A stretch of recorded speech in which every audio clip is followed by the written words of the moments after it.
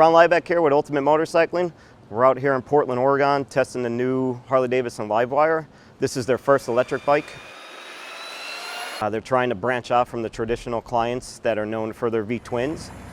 This bike is very impressive. I wasn't expecting much because I'm not really into the whole EV scene, but everything worked out very well on our ride. We did a lot of twisties, we did some highway riding, some in-town riding, and altogether we did around 60 miles. Once you get used to not using the clutch or the gear shifter, everything else is pretty straightforward and fun. It's a lot of fun. It's a different experience. You know, it's almost like flying, which is weird because I'm such an engine man. I build engines. I love the sound of engines. And being on this thing and just like ripping and coming to a stop and you're just silence. It's just beautiful hearing all these new things, like the belt when it slips, it almost sounds like there's a cop car behind you. Like it's just really a unique experience I never had on a motorcycle before. I rode electric bikes, a lot of zeros and stuff, but this is just, it's a little bit out of the ballpark, like for madness fun, you know? Harley said you could get 95 miles out of a full charge in combined city and highway riding, and you could get up to 146 miles just riding around the city, stop and go, whatever. So I had 20% of the battery left, and it said there was about, I don't know, maybe another 20 miles to go on that. And we were pretty much ripping it, you know, at full one throttle, and it performed very well. This big piece right here, I mean, that's the battery, 250 pounds.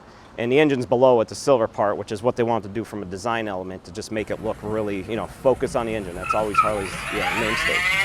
But you would think the center of mass was all wacky because you have this big bulk of an engine and it's very awkward, you know, the way it's planned on the bike. But the way they set up the chassis, it actually performs very well. Bike is very nimble around town with slow speeds, high speeds, you know, it just works. I mean, if I owned this bike, I would probably only do in-town stuff, but everything works as expected. Besides the range, the other big thing people are going to ask is like, okay, well, now how about this engine? Harley-Davidson gives it a 5-year unlimited warranty. So, you know, you could basically beat the crap out of this thing day in on day out, and if you blow it up or the battery, something happens with the battery, they'll take care of it. It's single speed, electric, like all the electric bikes, and it has immediately 105 horsepower at 0 RPM. So, I mean, it's immediate torque right when you get on the throttle. Braking worked perfectly. You know, Brembos, you can't go wrong with any kind of Brembo brakes. And, you know, the feeling's just there, you know, and I'm a big trail breaker, especially on some of the like real tight twisty stuff, but I was using a lot of the engine braking.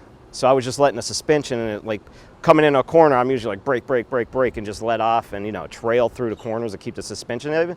But when you get off here, if you do it just nice and gentle, it gives you enough stop and the chassis remains even. So you can just flow through corners really, you know, nice and smoothly, and it holds a really tight line too because of that. The regenerating braking from the engine. And the show suspension worked as we expected it to. Everything worked out well, and the riding mode, there's 4 riding modes on this. There's sport, rain, road, and I forget what the 4th one is. And then you could customize 3 maps.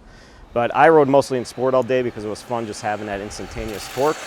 And you know, it performed very, very well. Super excited about it. We're gonna get some more longer term testing on a bike back at home. But until then, you can check out my review at ultimatemotorcycling.com.